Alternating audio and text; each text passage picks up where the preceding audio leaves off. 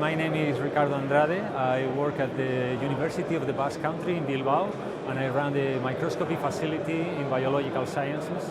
As a facility in a university, we mostly do basic research, but we also provide service for hospitals or any company that wants to use our microscopes. We are specialized in electron microscopy as well as optical microscopy, like confocal fluorescence, and we also do some flow cytometry. So the number of techniques we use is very varied. The most important thing of a university is to teach. So in a microscopy facility, we teach researchers, people starting to do their PhDs, to use our microscopes, and then once they are able to run them on their own, we just keep them the equipment ready. So that's mostly our basic research. We have microscopes from different brands, and every time we have to buy a new equipment, there are many parameters we have to take in. In the case of confocal microscopy, maybe one of them is to be sensitive and at the same time to be robust and easy to use for our users, which some of them may not have that very skillful at the beginning. So it's good to have equipment which is easy to use at the beginning, and then for every need you can complicate it more. The benefits are that you need equipment which is very versatile, which can do many tasks, not only see fixed samples or see what kind of cells. For example, as a facility, we need people come with many different samples. You could see, I don't know, from plants to cells, tissues, living animals, or biopsies from hospitals. So maybe the most important thing is to be useful for many different tasks.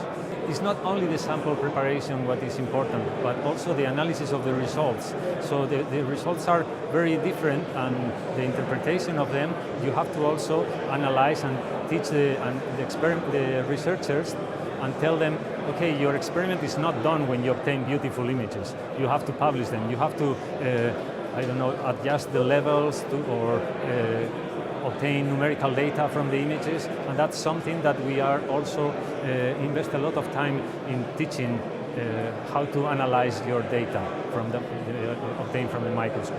One of the most challenging tasks in sample preparation is that our users bring samples from so many different fields that we have to assist them and tell them how to prepare the samples. If they are for, I don't know, live imaging, maybe it's very important to bring the buffers or the cells or the animals to maintain them alive or in the best of conditions. In case you need to bring samples which are already fixed, you have to ask, okay, prepare and fix the cells right after your experiment, don't wait.